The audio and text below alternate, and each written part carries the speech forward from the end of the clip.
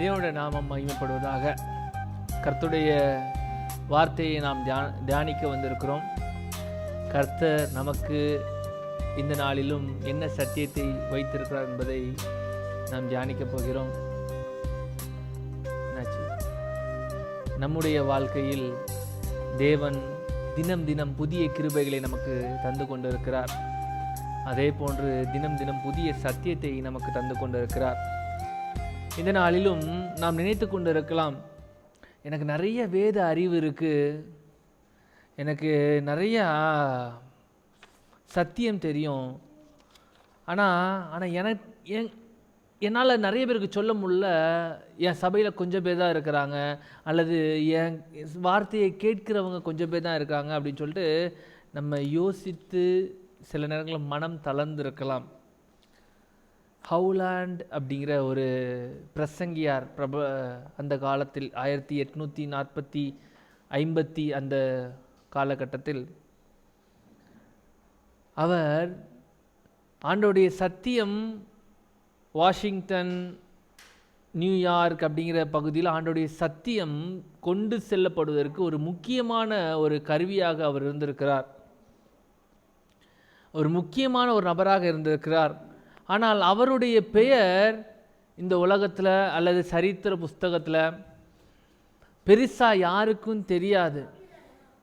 ஆனால் அவரை குறித்து ஒரு பிரபல எழுத்தாளர் எழுதுகிறார், இந்த சபை சரித்திரத்தில் அவருடைய பெயர் இல்லைனாலும், இந்த சபை சரித்திரத்தில் அவருடைய பெயர் குறிப்பிடப்படவில்லை என்றாலும், ஆண்டவருடைய ஜீவ புஸ்தகத்தில் அவருடைய பெயர் குறிப்பிடப்பட்டிருக்கிறோம் என்று நாம் நினைத்து கொண்டு இருக்கிறோம். எனக்கு பெரிய வாய்ப்புகள் கிடைக்கல, எனக்கு பெரிய கைத்தட்டுகளும் பாராட்டுகளும் என்னுடைய திறமைக்கு ஏற்ற போல் கிடைக்கல அப்படின்னு சொல்லிட்டு நம்ம மனம் சோர்ந்து இருக்கலாம். எனக்கு அன்பான தேவப்பிள்ளையே, உங்களுக்கு தான் இன்றைக்கான தேவ வார்த்தை. தேவன் பெரிய ஆர்ப்பாட்டத்தையும் பெரிய கைத்தட்டலையும் விரும்புவதை பார்க்கிலும் அமைதியாய் மனதிற்குள்ளாக உண்மையாக கர்த்தருக்கு உண்மையும் முத்தமுமாய் இருக்கிற அந்த இருதயத்தை கர்த்தர் விரும்புகிறார். ஏசாயா 30:15 இவ்விதமாக கூறுகிறது, நீங்கள் மனம் திரும்பி அமர்ந்திருந்தால் இரட்சிக்கப்படுவீர்கள், அமெரிக்கையும் நம்பிக்கையுமே உங்கள் பலனாயிருக்கும் என்று இஸ்ரவேலின் பரிசுத்தராகிய கர்த்தராகிய தேவன் சொல்லுகிறார். அமெரிக்கையும் நம்பிக்கையும், அமெரிக்கை என்றால் என்ன, அமெரிக்கைனா என்ன வார்த்தை அப்படின்னு சொல்லிட்டு நீங்கள் யோசிக்காதீங்க. அதுக்கு சரியான வார்த்தை என்று ஒன்று இல்லை என்றாலும், அமைதி, அமைதல், சாந்தம். எதனால் சாந்தம் என்றால் பயமில்லாத சாந்தம், எதிர்காலத்தை குறித்த பயமில்லாத சாந்தம், தன் நிலை போதும் என்கிற சாந்தம், நிம்மதி. இதுதான் அமெரிக்கை. எனக்கு இது போதும், என்கிட்ட இருக்கிறத வச்சு நான் என்ன பண்ணுறேன், அதான் அமெரிக்கை. நம்முடைய பலன் என்னன்னு சொல்லிட்டு சொல்லுது பாருங்க, அமெரிக்கையும் நம்பிக்கையுமே நம்முடைய பலனாக இருக்கிறது. நாம் ஒருவேளை நினச்சிருக்கலாம், நான் அவ்வளோ பெரிய காரியங்களை செஞ்சுருக்கிறேன், யாரும் எனக்கு கிரெடிட் கொடுக்கல, நான் அவ்வளோ ஆத்துமாக்களை ஆண்டவருக்காக கொண்டு வந்திருக்கிறேன், அவ்வளோ சத்தியம் அநேகருக்கு சொல்லியிருக்கிறேன், அவ்வளோ பேருக்கு என்னால் முடிஞ்ச நன்மைகளை செய்கிறேன், ஒருத்தர் கூட எனக்கு அதுக்கான கிரெடிட் கொடுக்கல, ஏன் என்னுடைய குடும்பம் என்னை அங்கீகரிக்கலை, அவர்களுக்காக நான் பாடுபட்டிருக்கிறேன், அவர்களுக்காக நான் எல்லா விதத்துலேயும் என்னை அர்ப்பணிச்சிருக்கிறேன், என் குடும்பமே என்னை அங்கீகரிக்கலை அப்படின்னு சொல்லிட்டு நம்ம யோசிச்சிருக்கலாம். கர்த்தர் மனிதர்கள் பார்த்திராத நிமிடத்தில் இருக்கிற காரியங்களை பார்த்து உங்களை ஆசீர்வதிக்கிறார். ஒரு நாள் இருக்குதுன்னா அந்த நாள் ஃபுல்லும் நான் என்ன செஞ்சேன் அப்படின்னு சொல்லிட்டு கர்த்தர் பார்க்கிறத விட, யாரும் பார்த்திராத நிமிடத்தில் நான் என்ன செஞ்சேன் அப்படிங்கிறத கர்த்தர் அதிகமாய் பார்க்கிறாராம். எல்லாரும் பார்க்குற மாதிரி சில நன்மைகளை நான் செஞ்சிடலாம், அதை விட யாரும் பார்த்திராத நேரத்தில் நான் என்ன காரியத்தை குறித்து நன்மை யோசித்தேன் செய்தேன் என்பதை கர்த்தர் பார்த்து கொண்டு இருக்கிறார். எனவே நாம் தைரியமாக இருக்கலாம். உலகம் நம்மளை பார்க்கலனாலும், உலகம் நமக்கு அதான மதிப்பை கொடுக்கலனாலும், உலகம் நமக்கான அந்தஸ்தை நமக்கு தரலனாலும், யாரும் பார்த்திராத நேரங்களில் இருக்கிற நிமிடங்களை கர்த்தர் அறிந்திருக்கிறார். அந்த வழிகளை, அந்த நேரங்களை கர்த்தர் அறிந்திருக்கிறார்.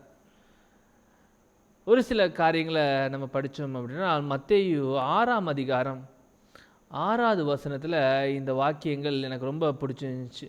மத்தேயு 6ஆம் அதிகாரம் 6வது வசனம் சொல்கிறது பாருங்களேன். நீயோ ஜெபம் பண்ணும்போது உன் அறை வீட்டுக்குள் பிரவேசித்து உன் கதவை பூட்டி அந்தரங்கத்தில் இருக்கிற உன் பிதாவை நோக்கி ஜெபம் பண்ணு. அப்பொழுது அந்தரங்கத்தில் பார்க்கிற உன் பிதா வெளியரங்கமாய் உனக்கு பதில் தருவார்.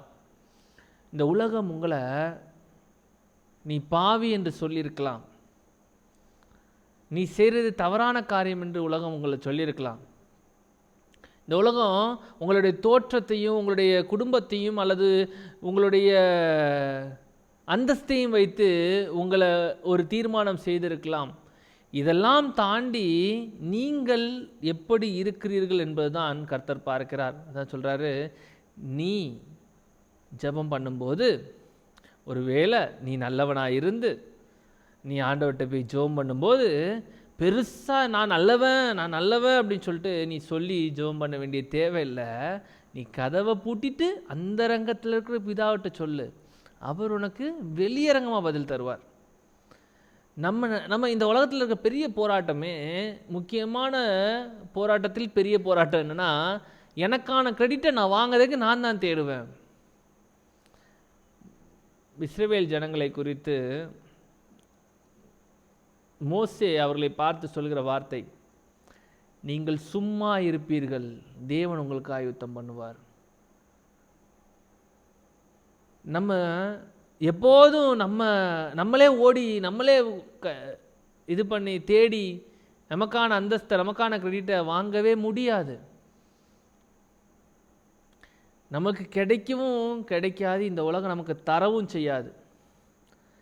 நம்ம ஒருவேளை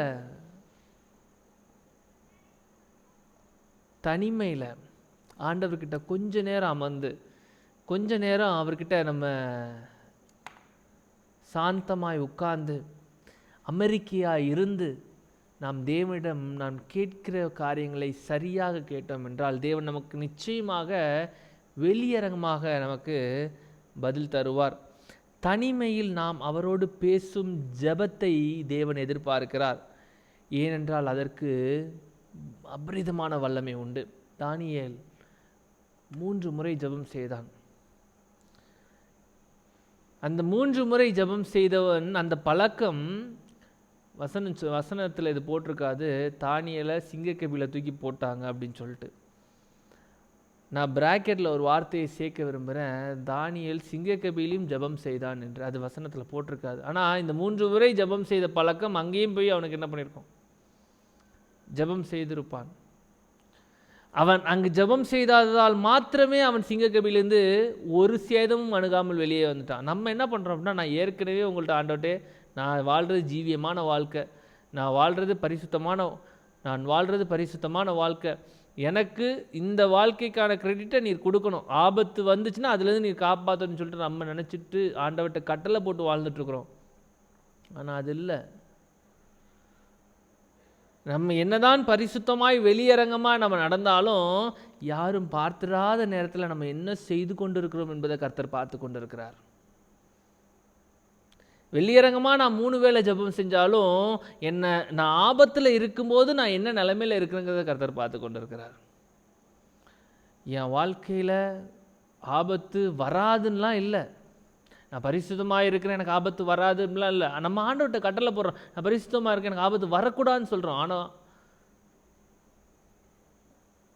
நாம் சோதனைகளை நம்முடைய வாழ்க்கையில் நாம் பெற்றுக்கொள்வது நம்முடைய பாக்கியம். ஏனென்றால் நாம் பொன்னாக விளங்க கர்த்தர் ஒரு வாய்ப்பை ஏற்படுத்தி கொடுக்கிறார். நாம் எப்படி நினச்சிக்கிறோம் அப்படின்னா, கர்த்தர்கிட்ட போய்ட்டு ஆண்டவரே நீர் ஏன் இந்த சோதனை எனக்கு கொடுத்துட்டு அவர்கிட்டே சண்டை போடுறோம். எனக்கு அன்பான தேவ பிள்ளைகளே, நீதிமானின் ஜெபம் வல்லமை உள்ளது.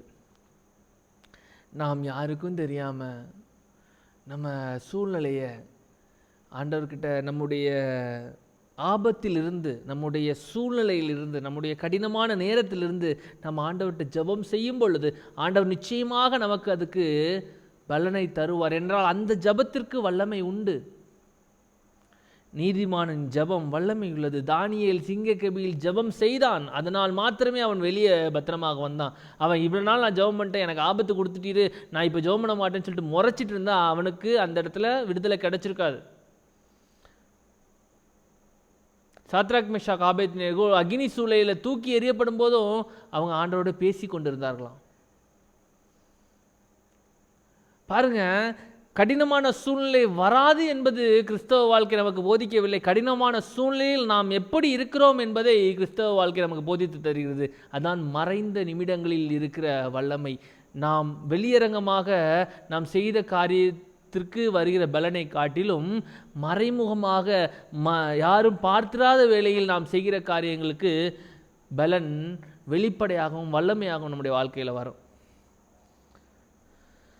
எனக்கு அன்பான தேவ பிள்ளைகளே, ஒரு விதவை தேவ சன்னிதானத்தில் தன்னுடைய காணிக்கையை கொடுத்தா. அப்போது இந்த ஜனங்கள் சொன்னது பாருங்கள், உனக்கு இதை விட அதிகமான காணிக்கை கொடுக்க முடியாதா அப்படின்னு சொல்லிட்டு இந்த ஜனங்கள் எல்லோரும் அந்த விதவையை பார்த்து திட்டுவாங்க. அதுக்கு நம்முடைய இயேசு சொன்ன வார்த்தையை பாருங்கள். மார்க் 12ஆம் அதிகாரம் 42-44. ஏழையான ஒரு விதவையும் ஒரு துட்டுக்கு சரியான 2 காசை போட்டால்.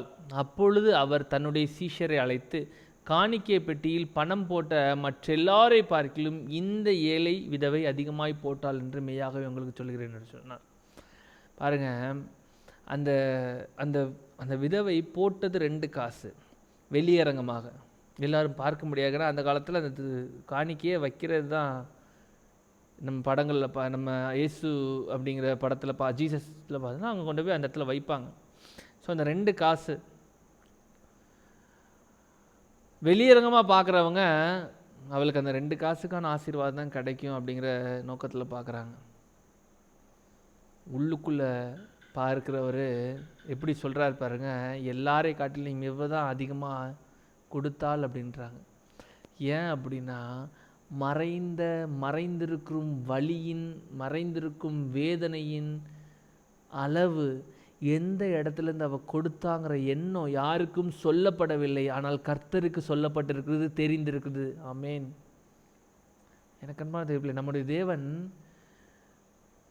நம்ம நினச்சிட்ருக்குறோம் நான் ஆண்டவர்கிட்ட போய் நான் நல்லவன்னு சொல்லிட்டு நிரூபிக்கணும் அப்படின்னு சொல்லிட்டு, என்னால் இவ்வளோ தான் முடியும்னு சொல்லிட்டு நம்ம நிரூபிக்கணும்னு சொல்லிட்டு நம்ம நினச்சிட்ருக்கோம். ஆண்டவர், நீ நிரூபிக்கலைனாலும் எனக்கு தெரியும் நீ என்ன செய்கிற, என்ன நோக்கத்தில் செய்கிற, என்ன வேண்டும் என்று செய்கிறேன்னு சொல்லிட்டு. அதான் ஆண்டவர் சொல்கிறார், இந்த ஏழையை ஆகிய விதவை உங்கள் எல்லாரை காட்டிலும் அதிகமாக கொடுத்தாள் என்று தேவன் சொல்கிறார். எனக்கு அன்பான தேவ பிள்ளைகளே, நம்முடைய பாடத்தின் நடுப்பகுதிக்குள்ளாக நாம் வந்துவிட்டோம். நம்முடைய தேவன் நிச்சயமாக நம்மை கோழி தன் குஞ்சுகளை காக்கிறார் என்று நாம் படிக்கிறோம். செட்டைகளின் மறைவில் நாம் தஞ்சமாக இருக்கிறோம் என்று நாம் படிக்கிறோம். ஆனால் நம்ம இப்போவும் நம்ம தேடிட்டு இருக்கிறதுனா, நான் ஆண்டவர்கிட்ட, நான் ஆண்டவருடைய சபையில், நான் இந்த உலகத்துக்கு முன்னாடி என்னுடைய வாதத்தை வச்சாதான் எனக்கு நியாயம் கிடைக்கும்னு சொல்லிட்டு நம்ம நினைக்கிறோம். என்னுடைய வேலையை நிரூபித்தாதான் எனக்கானது எனக்கு கிடைக்கும்னு சொல்லிட்டு நம்ம நிரூபிக்கிறோம். சபைக்கு முன்பாக என்னுடைய செயலை நான் செஞ்சாதான் சபை என்னை ஏற்றுக்கொள்ளும் என்று நான் நம்புகிறோம். ஆனால் உண்மை என்ன தெரியுமா? சபைக்கு முன்பதாக நீங்கள் செய்யவில்லை என்றாலும், உலகத்திற்கு முன்பாக நீங்கள் செய்யவில்லை என்றாலும், கர்த்தருக்கு எல்லாம் தெரியும். இந்த ஏழை 2 காசு வச்சா அவன் தன்னுடைய நிலைமை இதுதான்ப்பா, எனக்கு இதுதான் கொடுக்க முடியும், என்னால் இவ்வளோதான் முடியும் அப்படின்னு சொல்லிட்டு ஒரு வார்த்தை அங்கே சொல்லலை. ஒரு வார்த்தை கடவுளை பற்றி அந்த முன்னாடி தன்னை பற்றி சொல்ல. ஆனால் மறைந்திருக்கிற வேதனை யாருக்கு தெரிஞ்சிருந்துச்சு? அங்கே இருந்த ஒருவருக்கு தெரிஞ்சிருந்துச்சு. ஏன்னால் இவங்க எல்லாரும் எப்படி கொடுத்தாங்க அப்படின்னா, பரிபூர்ணத்திலிருந்து எடுத்து கொடுத்தார்களாம். ஆனால் இவளோ தன்னிடத்தில் இருக்கிறவைகளை கொடுத்தார். எலியா தீர்க்கதரிசி விஷயத்தில் நம்ம படிக்கிறோம்ல, சாரிபாத் விதவை அந்த நேரத்தில் அவள்கிட்ட இருந்ததை கொடுத்தாள். பானையும் மாவும் குறையவே இல்லை, எண்ணெயும் மாவும் குறையவே இல்லை, பானையை விட்டு கொஞ்சம் கூட குறையலை. எனக்கு அன்பான தேவ பிள்ளைகளை, இப்படிப்பட்டவர்களை தேவன் எதிர்பார்க்கிறார், காத்து கொண்டு இருக்கிறார். 2 கொரிந்தியர் புஸ்தகம் 9ஆம் அதிகாரம் 7ஆம் வசனத்தில் நாம் படிக்கிறோம் என்றால், உற்சாகமாய் கர்த்தரிடத்தில் கொடுங்கள் என்று நாம் அந்த வாக்கியங்களை நாம் படிக்கலாம். 2 கொரிந்தியர் 9ஆம் அதிகாரம் 2 கொரிந்தியர் 9ஆம் அதிகாரம் 7வது வசனம் விதமாக்குவது, அவன் விசனமாயும் அல்ல கட்டாயமாயும் அல்ல, தன் மனதில் நியமித்தபடியே கொடுக்க கடவன், உற்சாகமாய் கொடுக்கிறவனிடத்தில் தேவன் பிரியமாய் இருக்கிறார். அதுதான் இந்த வேலை செய்தா. என்னுடைய நிலைமையிலேருந்து, என்னுடைய வறுமையிலேருந்து நான் கொடுக்குறேன்னு சொன்னால் அவள் சந்தோஷமாக கொடுத்துருக்க மாட்டாங்க.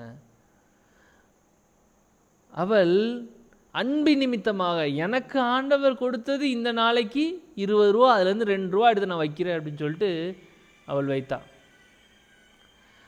அவள் சொல்கிற காரியத்தை பாருங்கள், எனக்கு ஆண்டவர் இவ்வளோதான் இன்றைக்கி கொடுத்துருக்குறாரு, அதுலேருந்து நான் 2 ரூபா எடுத்து நான் வைக்கிறேன்னு சொல்லிட்டு வச்சா.